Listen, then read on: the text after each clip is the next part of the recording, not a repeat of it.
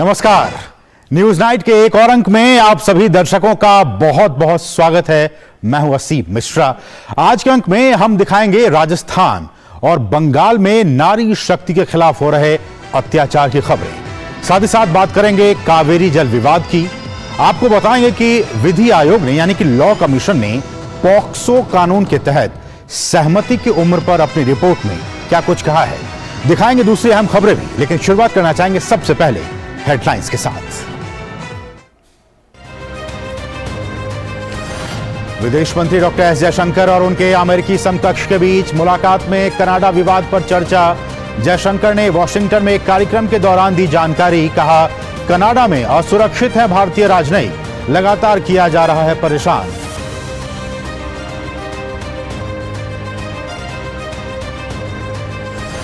देश में महिला सशक्तिकरण की दिशा में नए अध्याय की शुरुआत।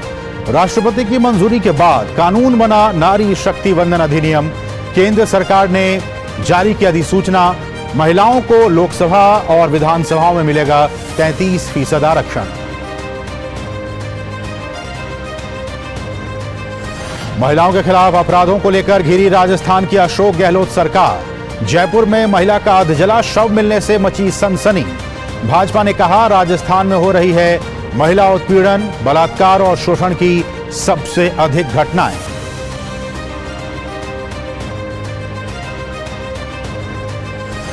पश्चिम बंगाल में कानून व्यवस्था की बदतर स्थिति को लेकर भाजपा ममता सरकार पर हमलावर। उत्तर 24 परगना में महिला का जला हुआ शव मिलने पर की सवालों की बौछार। कहा, ममता सरकार में अपराधियों को मिल रहा है संरक्षण।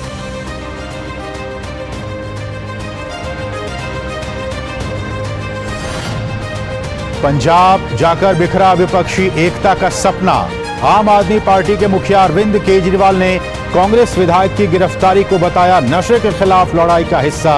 कांग्रेस और उद्धव सेना ने की गिरफ्तारी की आलोचना।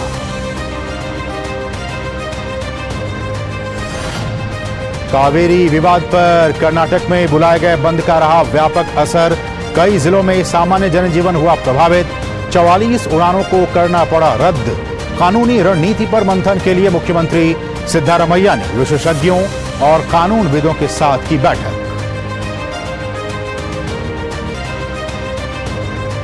एक के बाद एक धमाकों से दहला पाकिस्तान। बलूचिस्तान में धार्मिक जुलूस के दौरान आत्मघाती धमाके में 50 से अधिक लोगों की मौत। केपीके में 2 अन्य आत्मघाती हमलों में 4 लोगों की गई जान। मृतकों में कई पुलिस अधिकारी शामिल।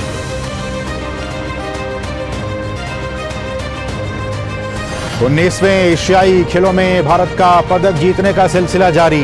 निशानेबाजी में आज मिले 2 स्वर्ण और 3 रजत। एथलेटिक्स में किरण बालियान ने जीता कांस्य। भारतीय पुरुष बैडमिंटन टीम ने इतिहास रचते हुए 37 साल बाद पदक किया पक्का।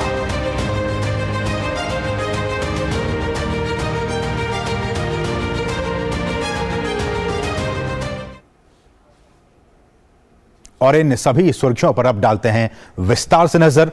अमेरिका के वॉशिंगटन डीसी में एक कार्यक्रम के दौरान विदेश मंत्री डॉक्टर एस जयशंकर ने कहा कि अमेरिकी समकक्ष के साथ हुई मुलाकात के दौरान कनाडा विवाद पर भी चर्चा हुई। जयशंकर ने कहा कि कनाडा में भारतीय राजनयिक असुरक्षित हैं और उन्हें लगातार परेशान किया जा रहा है।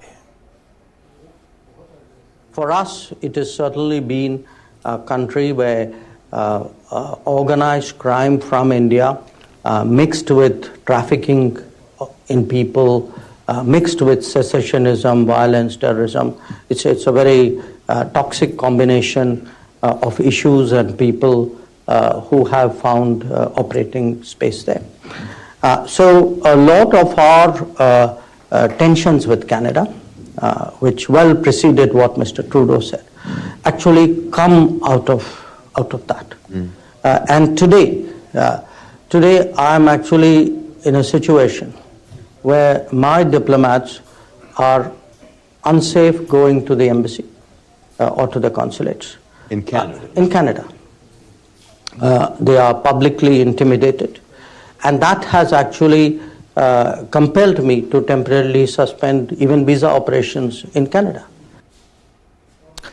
और राष्ट्रपति द्रौपदी मुर्मू ने नारी शक्ति वंदन अधिनियम को मंजूरी दे दी है। इस विधेयक को संसद के विशेष सत्र में पारित किया गया था। मतदान के दौरान लोकसभा में केवल 2 वोट इसके विरोध में पड़े थे, जबकि राज्यसभा में इसे सर्वसम्मति से पारित किया गया था। राष्ट्रपति की मंजूरी के बाद केंद्र सरकार ने इसकी अधिसूचना जारी कर दी है। इस कानून के तहत लोकसभा और राज्य के विधानसभाओं में महिलाओं के लिए अब 1/3 सीटें आरक्षित होंगी। विश्वास ये जताया जा रहा है कि इस कानून से नारी शक्ति का प्रतिनिधित्व और भी मजबूत होगा, साथ ही इनके सशक्तिकरण के एक नए युग की भी शुरुआत होगी।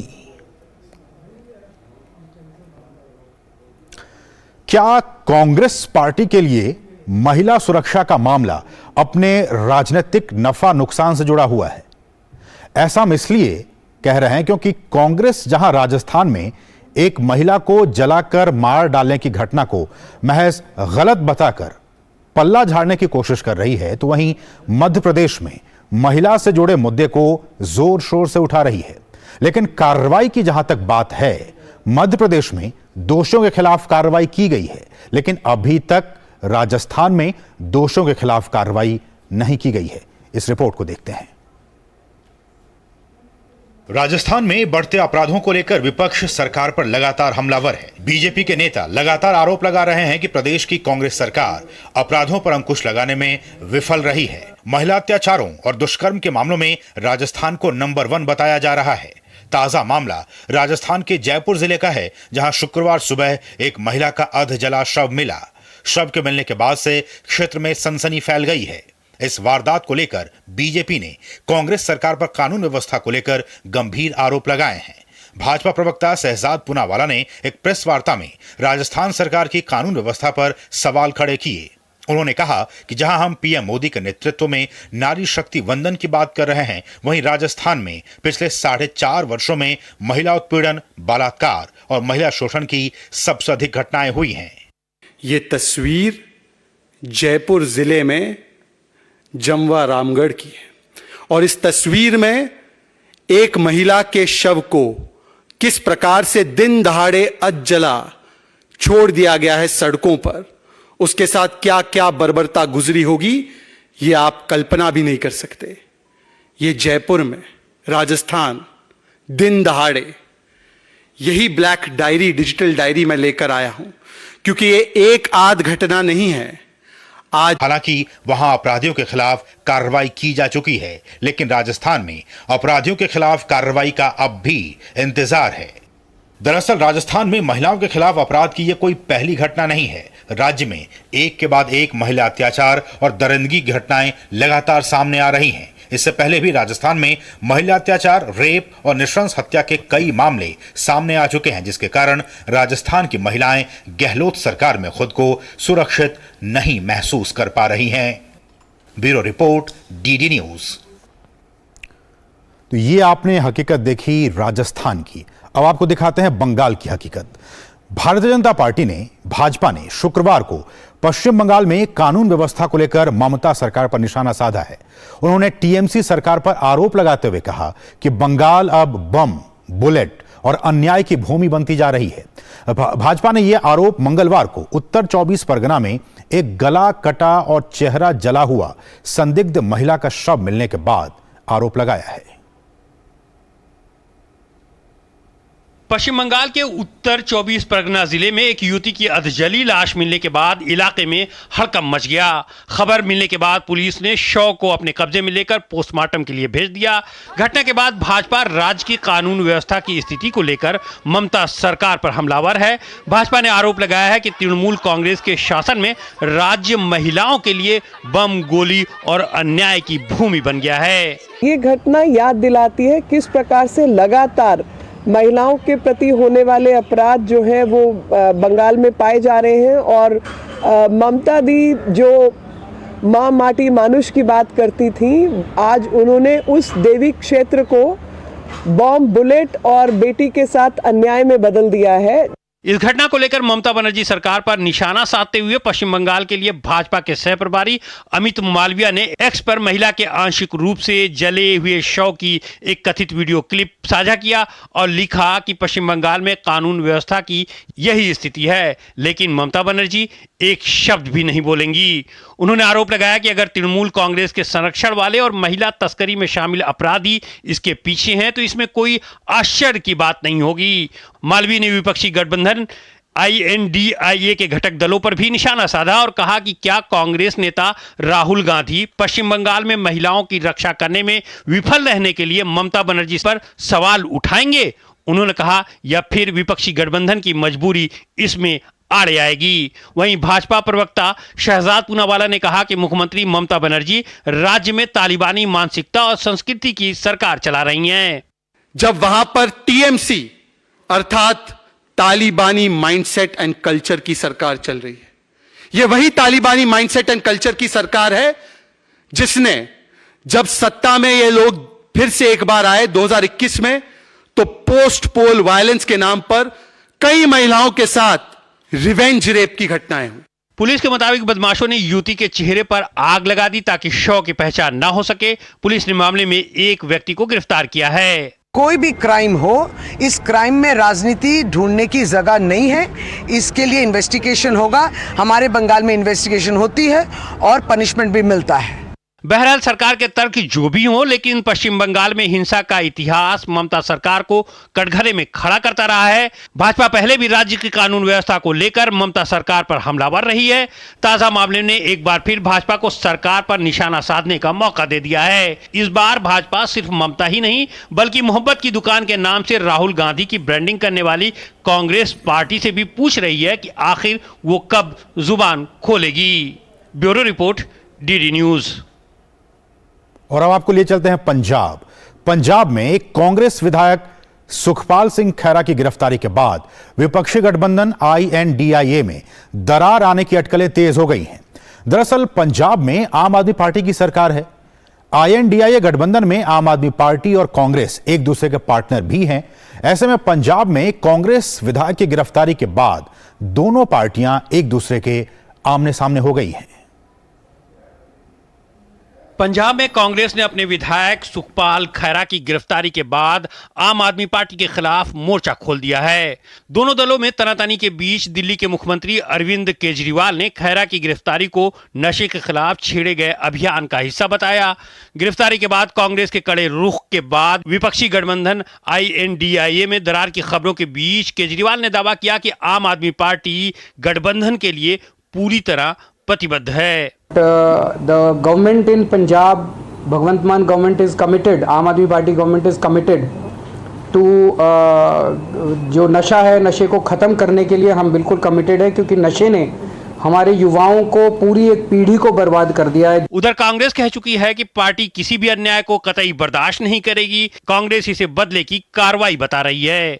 वहीं INDIA के घटक दल शिवसेना उद्धव गुट की नेता प्रियंका चतुर्वेदी ने भी गिरफ्तारी के लिए भगवंत मान सरकार पर हमला बोला है। बदले की कार्रवाई है, कांग्रेस को कमजोर कर रहे हैं। हमें कमजोर करके जिस तरह से दिल्ली में क्षति पहुंचाए उसी तरीके से वहां क्षति पहुंचाने की कोशिश कर रहे हैं, लेकिन पंजाब की यूनिट सावधान है। ये गलत मैसेज जाता है, गलत संदेश जाता है और कहीं ना कहीं जो स्पिरिट है, जो अलायंस का स्पिरिट बन रहा है इंडिया अलायंस के स्वरूप में, वो उसको ठेस पहुंचाता है। भाजपा ने पंजाब की कानून व्यवस्था को चिंताजनक बताते हुए आप सरकार पर निशाना साधा है। भाजपा ने कहा है कि पंजाब में हत्या, डकैती और लूटमार का नया उद्योग खड़ा हो गया है। साथ ही INDIA गठबंधन के ठीक से खड़े हो पाने से पहले ही आई दरार पर भी चुटकी ली है। अब अपहरण, रंगदारी आम बात बन गई है और गैंगस्टर जेलों को ऑफिस बनाकर, स्टूडियो बनाकर इंटरव्यू दे रहे हैं। वो बड़ी महंगी कुछ शायद अंगूठी दी, हाँ, उससे शुरू करते करते वो कोई 2015 के केस में किसी को अरेस्ट कर लिया। ये आम आदमी पार्टी और कांग्रेस की आपस के मोहब्बत की दुकान है, उसमें I don't want to interfere, but मैं आपको ये बताना चाहता हूँ, ये चिंक नहीं है।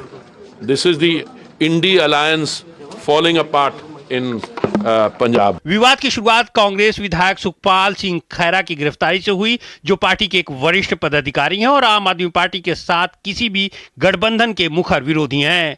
गिरफ्तारी 2015 में ड्रग्स तस्करी और मनी लॉन्ड्रिंग से संबंधित एक मामले में हुई है। हालांकि आम आदमी पार्टी का कहना है कि एसआईटी की जांच के आधार पर ही सुखपाल खैरा के खिलाफ कार्रवाई की गई है। INDIA गठबंधन के दोनों दलों के बीच सुखपाल खैरा की गिरफ्तारी से पहले ही आरोप प्रत्यारोप का दौर जारी था। इससे पहले प्रतिपक्ष के नेता प्रताप सिंह बाजवा ने आपके कई विधायकों के संपर्क में होने का दावा कर इस खाई को और बढ़ा दिया था। भले ही केजरीवाल गिरफ्तारी को नशे के खिलाफ अभियान बता रहे हों, लेकिन जानकार इसे गठबंधन में रार के तौर पर ही देख रहे हैं। Bureau report, DD news.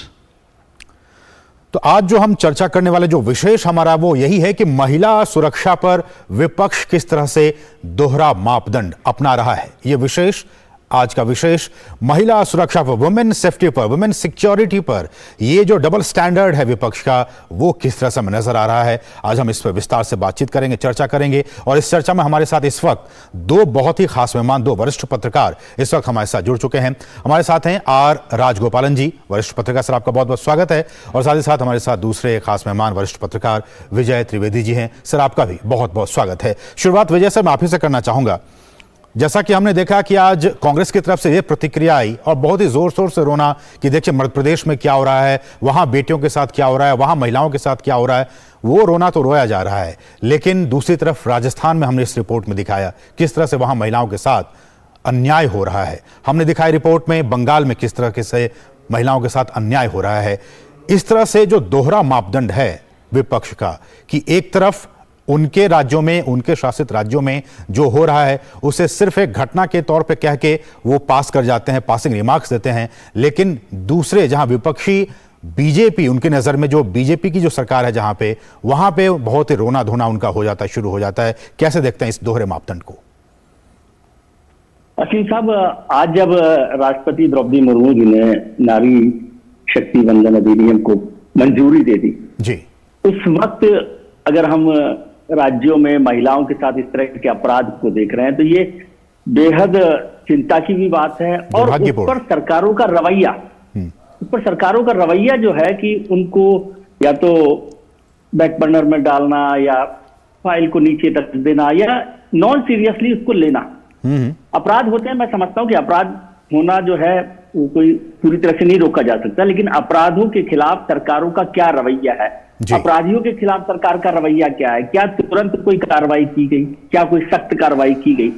जैसे 3 घटनाओं का जिक्र हुआ, राजस्थान का घटना का जिक्र हुआ जिसमें बहुत ही दर्दनाक घटना है वो, पश्चिम बंगाल की भी घटना का रिपोर्ट आपने जिक्र किया, और उज्जैन की, मध्य प्रदेश की घटना का जिक्र हुआ। उन तीनों में एक फर्क यह है कि उज्जैन में जो घटना हुई उसके बाद सरकार ने उस पर तुरंत एक्शन लिया, जो आरोपी है उसको पकड़ा गया, जो भागने की कोशिश कर रहा था उसके साथ एनकाउंटर की भी कोशिश हुई और वो तमाम बात हुई है। तो उससे एक मैसेज आता है कि सरकार जो है वो गंभीर अपराध के खिलाफ नरमी नहीं बरतना चाहती और गंभीर है जी।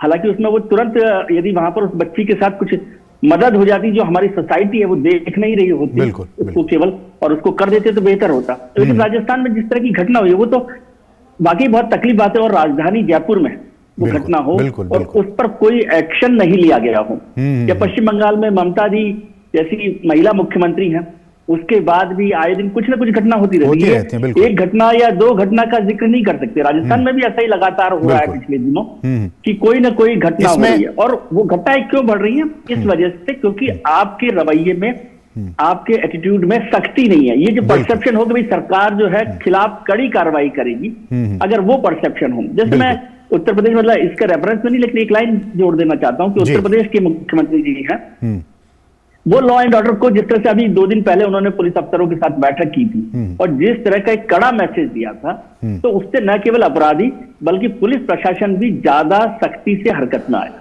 बिल्कुल, प्रशासन को सख्ती दिखाना होगा। और राजगोपालन जी, मेरा सवाल ये, जिस तरह से हमने कहा कि विपक्षी पार्टियां महिला सुरक्षा के मुद्दे पर भी राजनीतिक बयानबाजी, राजनीति करने से नहीं चूक रही है। महिलाएं कहीं की भी हो, किसी भी राज्य की हो, उन्हें सेफ्टी चाहिए, उन्हें सिक्योरिटी चाहिए, लेकिन जिन राज्यों का हमने जिक्र किया वहां पे उन मुद्दों को वहां की सरकारें राजनीतिक रंग देने की कोशिश कर रही हैं।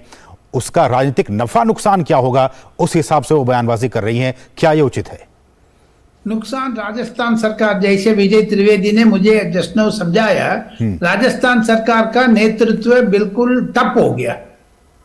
मिस्टर अशोक गहलोत का जो शक्ति से निपटाना है वो वीकन हो गया, कमजोर हो गया, क्योंकि उनको पता है हार जाएंगे।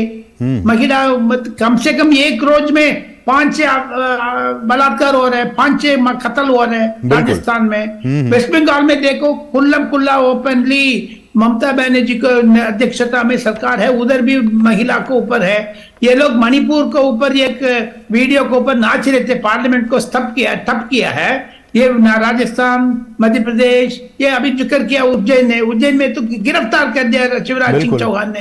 ये क्यों नहीं कर रहे? अपार्ट फ्रॉम दैट मुझे एक ही क्वेश्चन है, शायद विजय त्रिवेदी, हम दोनों पार्लियामेंट को कम से कम 30-40 साल कवर किया है जी। विजय त्रिवेदी से मैं ये क्वेश्चन पूछना चाहता हूं, ये क्यों सोनिया गांधी, राहुल गांधी महिला सुरक्षा आरक्षण बिल का वोट नहीं दिया? उस टाइम पर किधर गया? वोटिंग टाइम पर किधर गया है ये लोग दोनों? क्यों जानबूझ करके सभा में नहीं था? क्यों? क्योंकि मुझे लगता है ये लोग डबल स्टैंडर्ड का पॉलिटिक्स करते हैं। आखिर में मुझे एक समझ में आ रहा है, मुझे कांग्रेस बिल्कुल महिला विरोधी पार्टी है करके बाजा का कह रहे, वो ठीक कह रहे हैं। और जिस तरह से विजय सर जो बयानबाजी, जो बयान आए थे राजस्थान में, जो बीते दिनों कुछ घटनाएं हुई थी, उसके बाद से उनका पुरुष वादी जो मानसिकता है वो झलक कर आई थी। आपको याद होगा किस तरह के इस तरह के बयान भी आए थे। ये भी कहीं ना कहीं दर्शाता है कि आप किस तरह की पॉलिटिक्स और खासकर पुरुषवादी मानसिकता को लेकर आते हैं महिलाओं के खिलाफ। ये भी आपकी एक सोच को दर्शाता है। लेकिन कुछ आंकड़े विजय सर मैं आपके सामने रखना चाहूंगा, उसके हवाले से आप देखिए कि स्थिति कितनी विकट है। खासकर अगर मैं राजस्थान की बात करूं, रिपोर्ट यह है कि राजस्थान में जो नाबालिग बालिकाएं हैं उनके साथ 1 जनवरी 2023 से 30 जून 2023 तक में कुल 848 मुकदमे दर्ज हुए हैं। यानी कि हर रोज अगर बात की जाए तो 4.68 मुकदमे दर्ज हुए हैं। ये स्थिति है, ये आंकड़ों के जरिए हम आपको बता रहे हैं कि वहां पे राजस्थान में क्या कुछ स्थिति है महिलाओं के खिलाफ। विजय सर। बिल्कुल ठीक बात है, वही बात तो मैं जिक्र कर रहा हूं। जी जी सर बताइए। पुरुष मानसिकता की जो बात आपने की है, तो वो पुरुष मानसिकता ही एक ऐसे, और यदि वो सरकार के साथ मिल जाए, प्रशासन में आ जाए, तो फिर तो महिलाओं के लिए जीना मुश्किल हो जाता है। और फिर जो अपराधी है वो बेखौफ होता है। उसको पता है कि इस सरकार में या इस प्रशासन में कोई कार्रवाई नहीं हो सकती। 5 मुकदमे एवरेज, आपने 4.68 का 5 मुकदमे, 4 कह लीजिए, कोई बात नहीं, 4 भी कह लेंगे, तो 4 मुकदमे बहुत होते हैं। और राजस्थान जैसा राज्य जिससे एक जमाने तक हर दिन का एक जमाने तक राजस्थान को बहुत, मैं राजस्थान में रहा हूं, मेरा बचपन बड़ा हुआ, पढ़ाई लिखाई राजस्थान में हुई है, तो राजस्थान एक जमाने तक बहुत शांति प्रिय प्रदेशों में से माना जाता है। वहां पर अपराध की जो रफ्तार है वो कम रही है अक्सर और दूसरे राज्यों के मुकाबले में। उस राज्य में इस तरह का व्यवहार हो, इस तरह की बातचीत हो, और उसमें सरकार सख्ती ने, और अभी तो सर ऐसा कि चुनाव आने वाले हैं, नवंबर में चुनाव होंगे, दिसंबर में होंगे, अक्टूबर में चुनाव अनाउंस होने हैं, तो ऐसा माना जाता है कि चुनावों के वक्त सरकार ज्यादा एक्टिव होती है। कम से कम उस समय तो ये दिखाने की कोशिश होती है कि देखिए आज कोई बख्शा नहीं जाएगा अपराधी, आज सरकार जो है एक्टिव है, अलर्ट है, हर मोड पर काम कर रही है, और महिलाओं के साथ है। महिलाओं को मोबाइल तो दीजिए, वो अच्छी बात है, महिलाओं के लिए उज्ज्वला का जो सिलेंडर है वो सस्ता कर दे, वो भी अच्छी बात है, लेकिन सबसे जरूरी चीज है महिलाओं के लिए सुरक्षा। बिल्कुल, सुरक्षा नहीं है तो फिर कोई भी बात, सब बातें बेमानी है। इसको ज्यादा समझने की जरूरत है। सबसे जरूरी चीज होती है सुरक्षा, और वो मानसिकता के साथ। मैं इसलिए कहता हूं कि अपराध एक हो गया, आज एक घटना होगी, उसके लिए मैं कहूं कि पूरी सरकार जिम्मेदार है, लेकिन हर दिन हो रही हो और हर दिन 4 आपराधिक मुकदमे दर्ज किए जा रहे हों जी, और ये तो वो घटना है जिनमें दर्ज किए गए हैं। और इसमें सर एनसीआरबी की भी एक रिपोर्ट आई है। एनसीआरबी ने अपनी रिपोर्ट में कहा है कि महिलाओं के साथ हुए दुष्कर्म के मामले में राजस्थान पूरे देश में नंबर 1 पर है। नंबर वन है। वही मैं ये कह रहा हूँ कि इसके साथ जो दर्ज नहीं होते उन मामलों को भी सोचिए। बिल्कुल, बहुत सारे मामले दर्ज ही नहीं हो पाते। ऐसा नहीं है कि 100% मामले दर्ज हो रहे होते हैं। हमारा एक पक्ष वो भी है, और वो भी पक्ष आपके अलर्टनेस को, प्रशासन के अलर्टनेस को बताता है, क्योंकि उन्हें भरोसा ही नहीं है। उन्हें डर लगता है अपराधियों से कि वो अपराधी के खिलाफ यदि आप मुकदमा दर्ज करवाएंगे तो और बड़ा कुछ हो सकता है। तो बहुत सारे मुकदमे तो दर्ज ही नहीं होते, और उसमें अपराधियों को छोड़िए, पुलिस में बहुत सारी जगहों पर थाने वाले लोग अपराध को दर्ज ही नहीं करते हैं। तो उन सबको भी जोड़कर देखिए, ये तो आप केवल वो बता रहे हैं जो पेपर पर है, बिल्कुल बिल्कुल, पेपर के अलावा क्या हो रहा है उसको भी देखने की जरूरत होती है। लेकिन आर गोपालन सर, अगर मैं बंगाल की राजनीति में लौटूं, रक्त रंजित चरित्र रहा है बंगाल की राजनीति का, लेकिन गाहे बगाहे हम देखते रहे, चाहे वो पंचायत चुनाव हो, वहां पे विधानसभा के चुनाव हो, पोस्ट पोल वायलेंस हो, अभी तो कोई वहां चुनाव नहीं है, लेकिन बावजूद इसके महिलाओं के खिलाफ जो अत्याचार, जो अन्याय हो रहा है वो लगातार वहां पे जारी है। और जो कहते हैं कानों पर जू तक नहीं रेंगना, ममता सरकार पर इन तमाम जो घटनाएं हो रही हैं उनके बावजूद भी उन पे कोई असर दिखता नहीं पड़ रहा है वहां पे। क्योंकि मुझे लगता है ममता बनर्जी विदेश जा करके घूमने के लिए मन बन गया है, इसीलिए तो अधीर रंजन चौधरी, शुभेंदु अधिकारी दोनों मिल करके, उसके अलावा कम्युनिस्ट पार्टी, मार्क्सिस्ट मिल करके हमला बोलने शुरू कर दिया है। अधीर रंजन चौधरी ने ओपनली कहा है ममता बनर्जी सुरक्षा, लेडीज प्रोटेक्शन के लिए दरकिनारे कर दिया है करके। मुझे लगता है ममता बनर्जी ने आने वाले दिन में प्रधानमंत्री के रूप देख लिए, जो वेस्ट बंगाल का भूल गया है, वेस्ट बंगाल में कितना हत्यार हो रहे हैं, बलात्कार हो रहे हैं, अन्याय हो रहे हैं, सब कुछ औरत को ऊपर कितना कीचड़ फेंकते हैं आदमी लोग, उसको भूल करके आने वाले दिन में ममता बनर्जी कम से कम एक वायदा करना है, क्योंकि अधीर रंजन चौधरी का दुश्मनी मान रहे हैं, अधीर रंजन चौधरी बोल रहे एक एक लफ्ज सच्चाई निकल रहे हैं।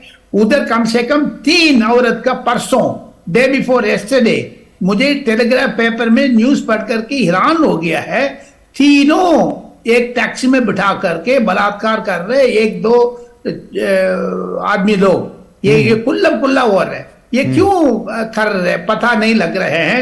ये शुभेंदु अधिकारी ने भी बयान दिया है, बिल्कुल, जो वेस्ट बंगाल में गवर्नर साहब ने, जो आनंद बोस साहब ने विवरण मांगा है, डायरेक्टर जनरल ऑफ पुलिस उनके पास नहीं जाते हैं, चीफ सेक्रेटरी उनके पास नहीं जाते हैं, क्योंकि ममता बनर्जी का आदेश है उधर नहीं जाना है गवर्नर के पास, क्योंकि उधर लॉ एंड ऑर्डर तो खत्म हो चुका है।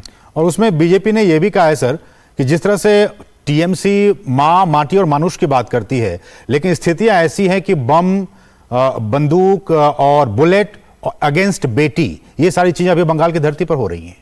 इसकी तो आज मीनाक्षी लेखी ने भी अच्छा बयान दिया, निर्मला सीतारामन ने परसों वेस्ट बंगाल में भी एक बयान दिया, ठीक बयान दिया है। ममता बनर्जी को परवाह नहीं है, क्योंकि वो इंडी अलायंस में नेता बनना चाह रही है, नेत्री कैसे बनेगा, जो अपने क्षेत्र के नीचे जमीन फिसक रहे एंड अननेसेसरली बाहर जाकर के, आउट ऑफ वेस्ट बंगाल जाकर के महिला सुरक्षा के बारे में बोल रहे हैं। लोकली वेस्ट बंगाल में कितना, कम से कम 5-6 डिस्ट्रिक्ट में इतना अपराधी है।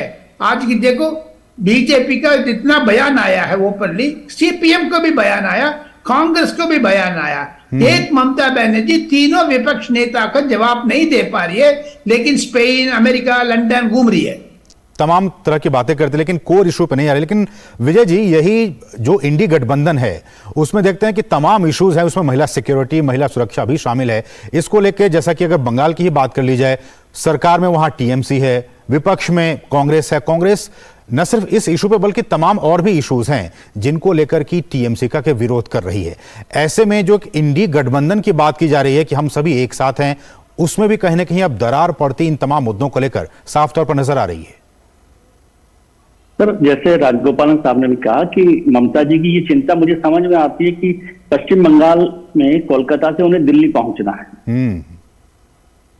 जो गठबंधन है उसका नेता बनने की अभी बड़ी जोरदार तरीके से वॉर चल रही है। वो भले पीछे से चल रही हो, आगे से चल रही हो, लेकिन वो लड़ाई चल रही है। आज आपने देखा होगा कि दिल्ली में केजरीवाल साहब भी उसके लिए आगे आ गए हैं। दिल्ली और पंजाब में जिस तरह से कांग्रेस वर्सेस आम आदमी पार्टी हो रहा है, पश्चिम बंगाल में कांग्रेस वर्सेस टीएमसी और लेफ्ट वर्सेस टीएमसी हो रहा है, तो वो लड़ाई उस गठबंधन में नेता बनने की पहली लड़ाई। बिल्कुल। उसमें कोई बुराई नहीं, ठीक है, राजनीति आप कर रहे हैं तो आपको बनना है नेता।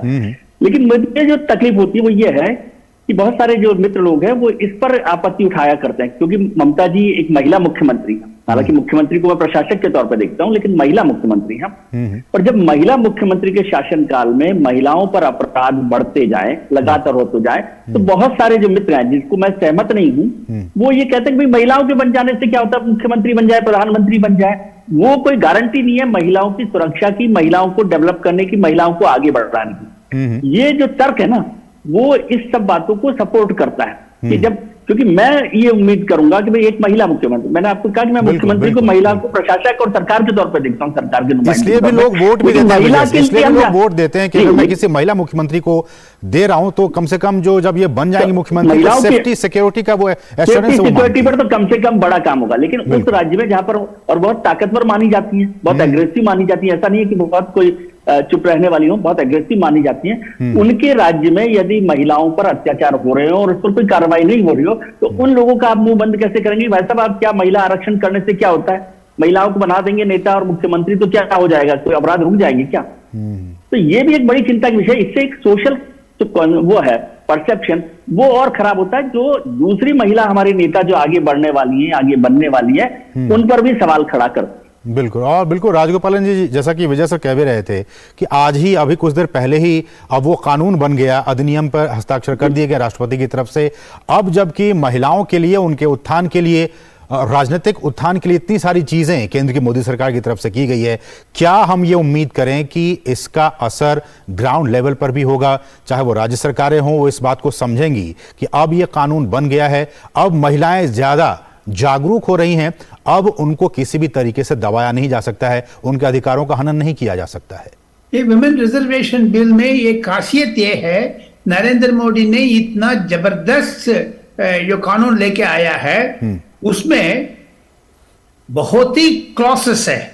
मैंने एक अध्ययन किया है इसको, लेकिन महिला सुरक्षा का अलावा मुझे, आपने तो इंडी अलायंस के बारे में बात किया है, जो इंडी अलायंस में भी महिला सुरक्षा के बारे में क्या राय है वो भी निश्चित नहीं कर पाया है। जो इंडी अलायंस है, इसको प्रधानमंत्री ने गमंडिया अलायंस कहते हैं, बाबू गिरिराज सिंह ने कहते हैं गमंडिया अलायंस, जो बिहारी भाषा में कहते हैं। उसको अलावा जो विजय त्रिवेदी, हम दोनों कम से कम मिलकर के 70 साल पार्लियामेंट रिपोर्टिंग किया, मेरा 35 साल, उसको 35 साल, ठीक है, दोनों तरह के 70 साल। एक सेकंड सर, समय की कमी है। उम्मीद करें कि चाहे वो किसी भी राज्य में इस तरह घटनाएं होती हों, वो निंदनीय है, लेकिन इस पर घड़ियाली आंसू, दोहरा मापदंड जिस तरह से विपक्ष अपना रहा है, वो बर्दाश्त के काबिल नहीं है। बहुत बहुत शुक्रिया आप दोनों ही मेहमानों का इस चर्चा में शामिल होने के लिए। विजय सर आपका भी और राजगोपाल सर, आप दोनों ही मेहमानों का बहुत बहुत शुक्रिया। बढ़ेंगे आगे, रुकेंगे छोटे से ब्रेक के लिए, लेकिन ब्रेक के बाद जब वापस आएंगे तो आपको बताएंगे कि कावेरी जल विवाद को लेकर कर्नाटक में आज बंद रहा, उसका असर रहा, इस पर एक रिपोर्ट देखेंगे एक छोटे से ब्रेक के बाद।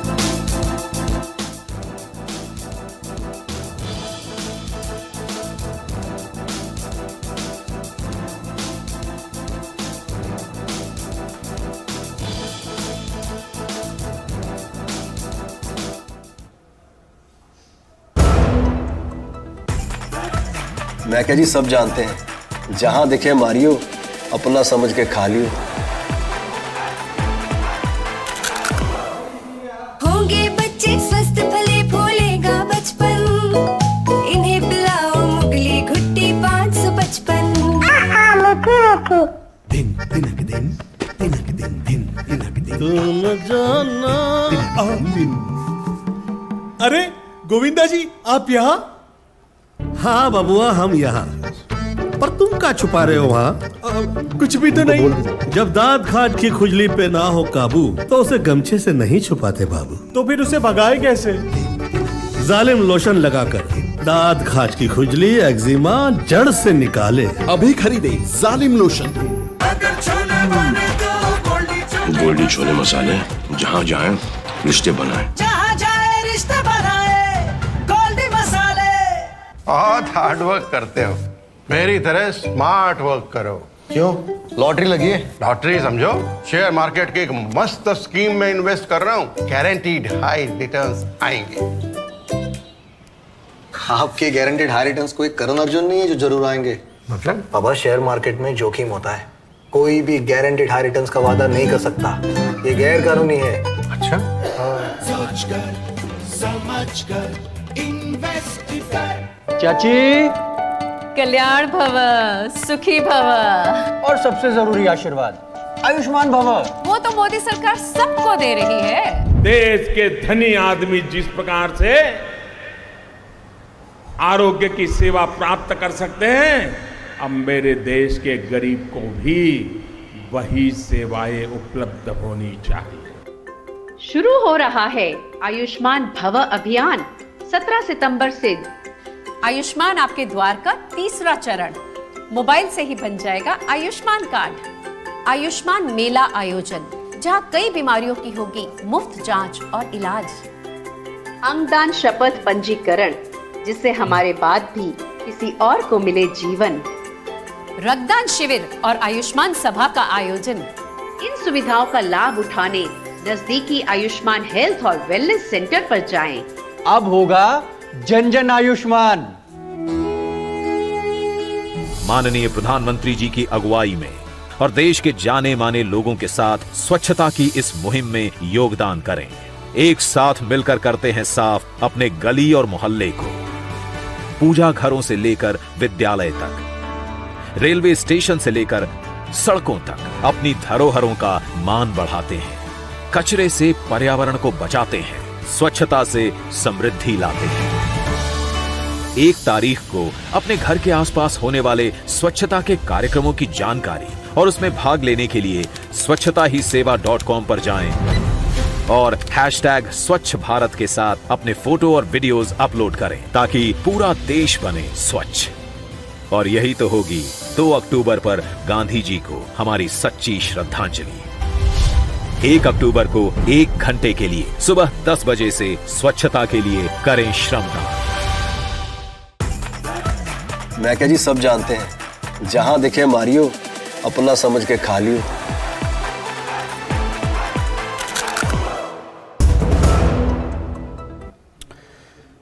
और ब्रेक के बाद आपका फिर से स्वागत है। कुछ दूसरी अहम खबरें। केंद्रीय गृह मंत्री अमित शाह ने कहा है कि 75 साल में देश ने कई क्षेत्रों में उपलब्धि पाई है।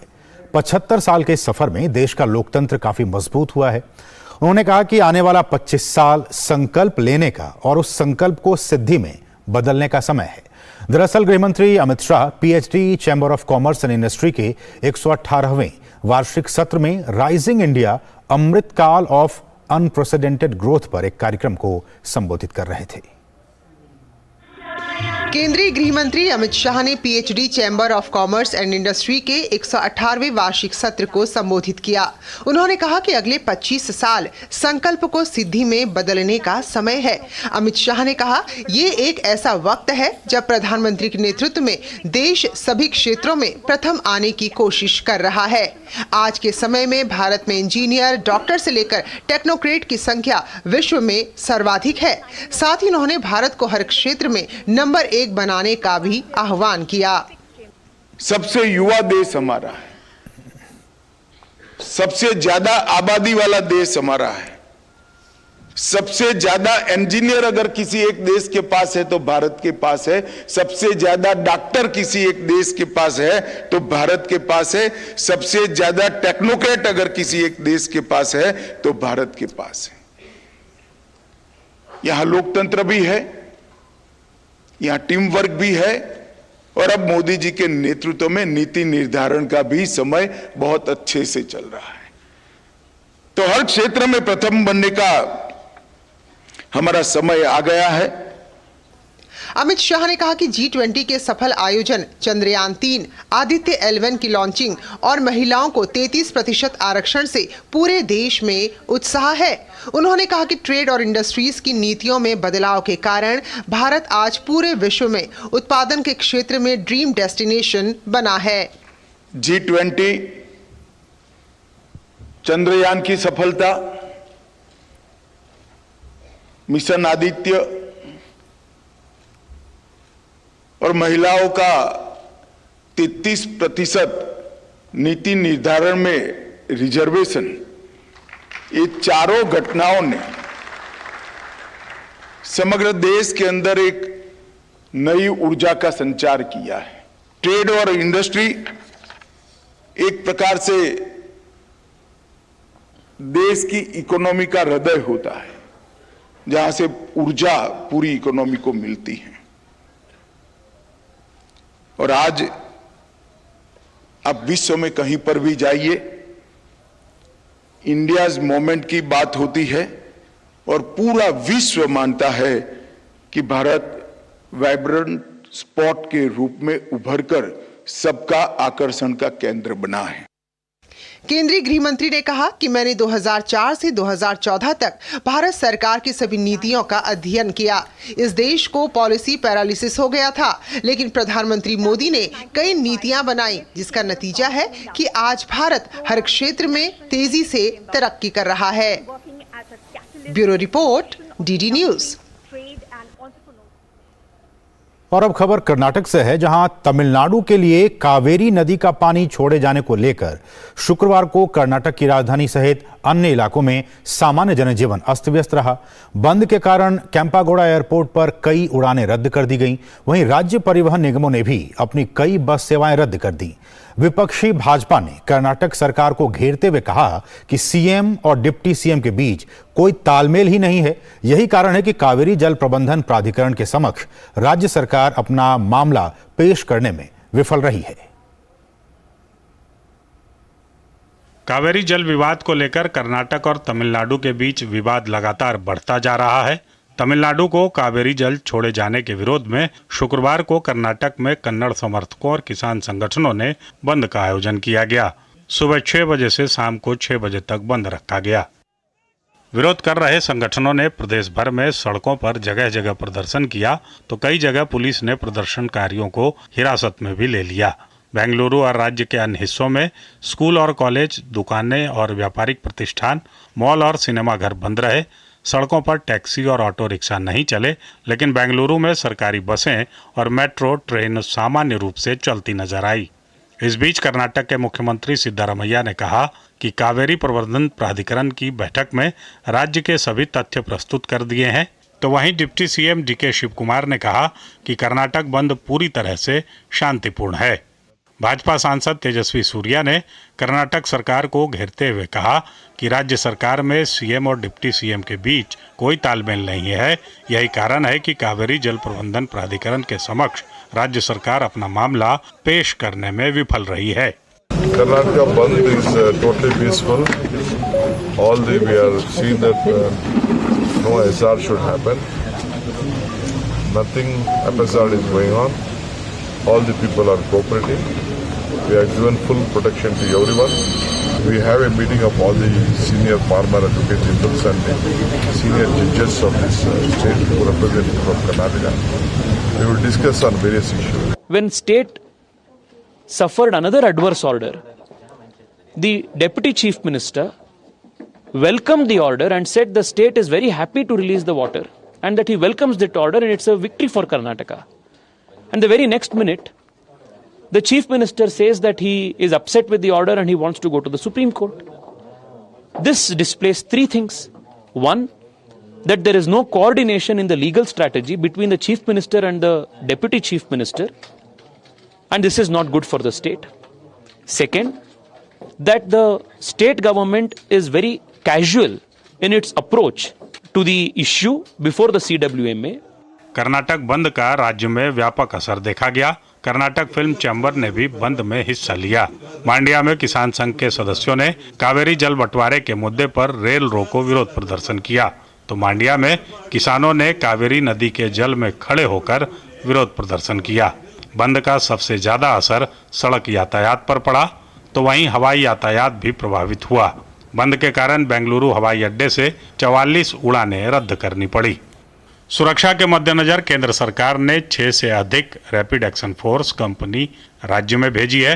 वहीं राजधानी बेंगलुरु में गुरुवार आधी रात से ही धारा 144 लागू कर दी गई थी। Bureau report, DD news. और यहाँ रुके एक और छोटे सा ब्रेक, लेकिन ब्रेक के बाद जब वापस आएंगे तो आपको दिखाएंगे हिमालयन फिल्म फेस्टिवल से जुड़ी कुछ अहम खबरें। एक छोटे से ब्रेक के बाद।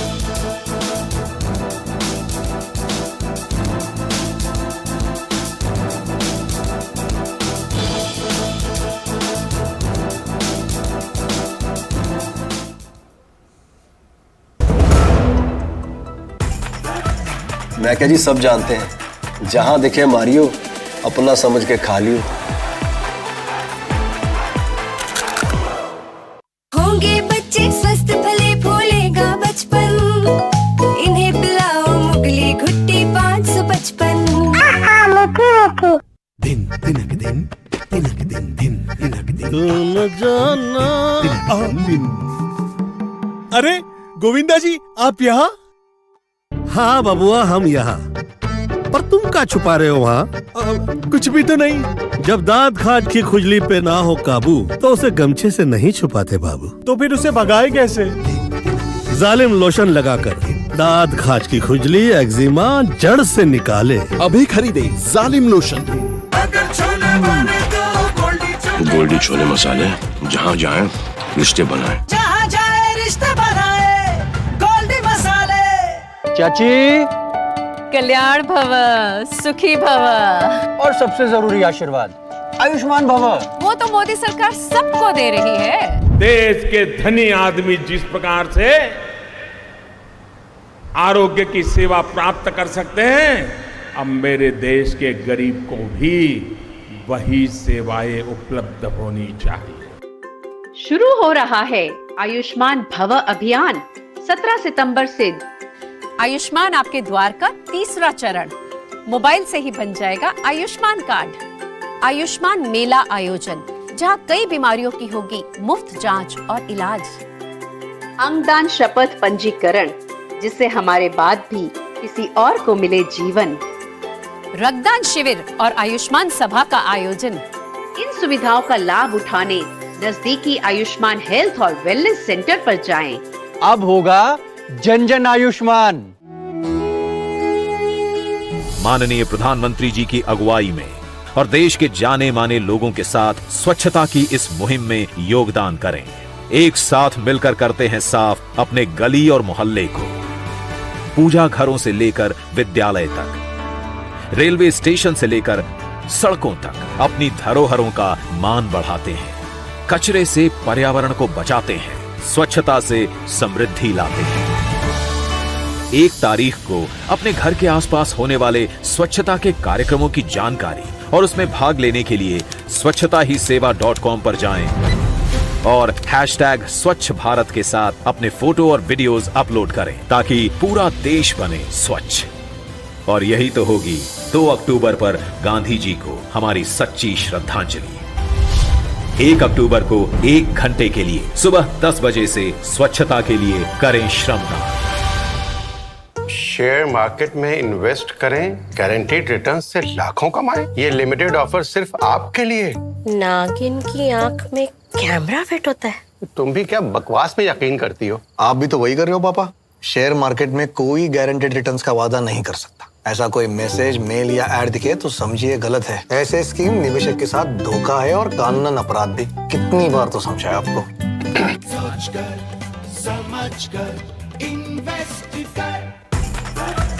मैं क्या जी सब जानते हैं, जहां दिखे मारियो, अपना समझ के खा लियो।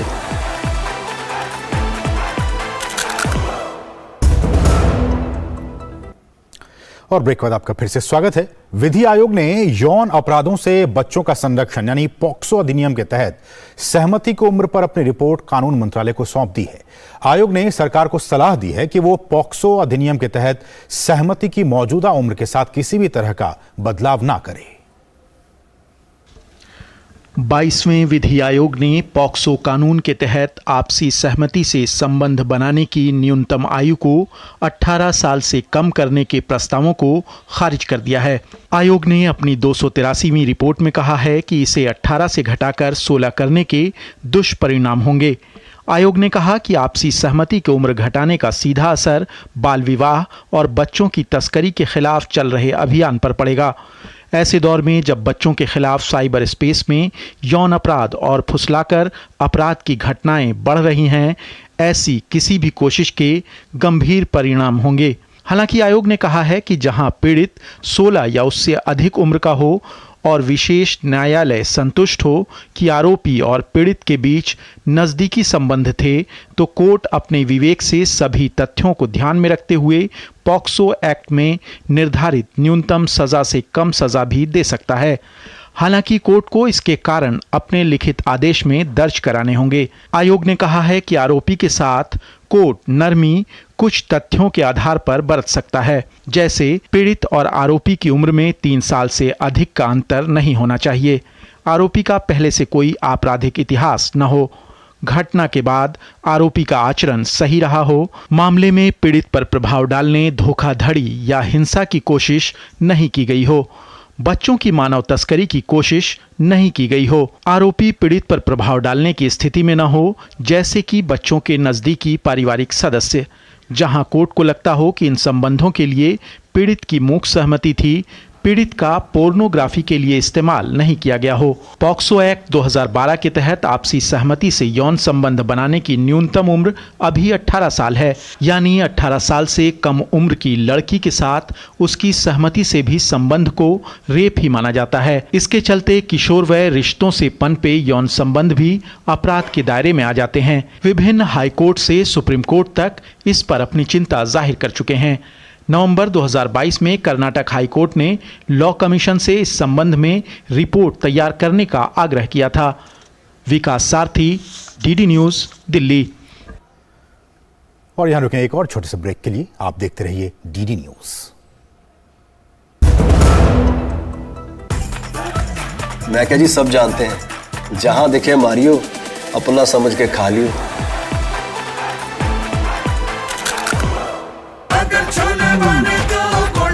गोल्डी छोले मसाले, जहाँ जाए रिश्ते बनाए, जहाँ जाए रिश्ते बनाए, गोल्डी मसाले। दिन दिनक दिन दिनक दिन दिन दिनक दिन तुम जाना। अरे गोविंदा जी, आप यहाँ? हाँ बबुआ, हम यहाँ। पर तुम क्या छुपा रहे हो वहाँ? कुछ भी तो नहीं। जब दांत खाज की खुजली पे ना हो काबू तो उसे गमछे से नहीं छुपाते बाबू। तो फिर उसे भगाए कैसे? जालिम लोशन लगाकर दांत खाज की खुजली एक्जिमा जड़ से निकाले। अभी खरीदे जालिम लोशन। शेयर मार्केट में इन्वेस्ट करें, गारंटीड रिटर्न से लाखों कमाएं। ये लिमिटेड ऑफर सिर्फ आपके लिए। नागिन की आंख में कैमरा फिट होता है। तुम भी क्या बकवास में यकीन करती हो? आप भी तो वही कर रहे हो पापा। शेयर मार्केट में कोई गारंटेड रिटर्न्स का वादा नहीं कर सकता। ऐसा कोई मैसेज, मेल या एड दिखे तो समझिए गलत है। ऐसे स्कीम निवेशक के साथ धोखा है और कानूनन अपराध भी। कितनी बार तो समझाया आपको। समझकर इन्वेस्ट कर। माननीय प्रधानमंत्री जी की अगुवाई में और देश के जाने माने लोगों के साथ स्वच्छता की इस मुहिम में योगदान करें। एक साथ मिलकर करते हैं साफ अपने गली और मोहल्ले को। पूजा घरों से लेकर विद्यालय तक, रेलवे स्टेशन से लेकर सड़कों तक अपनी धरोहरों का मान बढ़ाते हैं। कचरे से पर्यावरण को बचाते हैं, स्वच्छता से समृद्धि लाते हैं। 1 तारीख को अपने घर के आसपास होने वाले स्वच्छता के कार्यक्रमों की जानकारी और उसमें भाग लेने के लिए स्वच्छताहीसेवा.com पर जाएं और #स्वच्छ भारत के साथ अपने फोटो और वीडियोस अपलोड करें ताकि पूरा देश बने स्वच्छ। और यही तो होगी 2 अक्टूबर पर गांधी जी को हमारी सच्ची श्रद्धांजलि। 1 अक्टूबर को 1 घंटे के लिए सुबह 10 बजे से स्वच्छता के लिए करें श्रमदान। चाची, कल्याण भव, सुखी भव, और सबसे जरूरी आशीर्वाद, आयुष्मान भव। वो तो मोदी सरकार सबको दे रही है। देश के धनी आदमी जिस प्रकार से आरोग्य की सेवा प्राप्त कर सकते हैं, अब मेरे देश के गरीब को भी वही सेवाएं उपलब्ध होनी चाहिए। शुरू हो रहा है आयुष्मान भव अभियान 17 सितंबर से। आयुष्मान आपके द्वार का 3रा चरण। मोबाइल से ही बन जाएगा आयुष्मान कार्ड। आयुष्मान मेला आयोजन, जहां कई बीमारियों की होगी मुफ्त जांच और इलाज। अंगदान शपथ पंजीकरण, जिससे हमारे बाद भी किसी और को मिले जीवन। रक्तदान शिविर और आयुष्मान सभा का आयोजन। इन सुविधाओं का लाभ उठाने नजदीकी आयुष्मान हेल्थ और वेलनेस सेंटर पर जाएं। अब होगा जन जन आयुष्मान। बहुप्रतीक्षित हिमालयन फिल्म फेस्टिवल की शुरुआत हो गई है। केंद्र शासित प्रदेश लद्दाख की राजधानी लेह में इस फिल्म फेस्टिवल की शुरुआत हुई। 6 दिनों तक चलने वाले इस महोत्सव में 13 हिमालयन राज्यों की 40 से अधिक फिल्में दिखाई जाएंगी।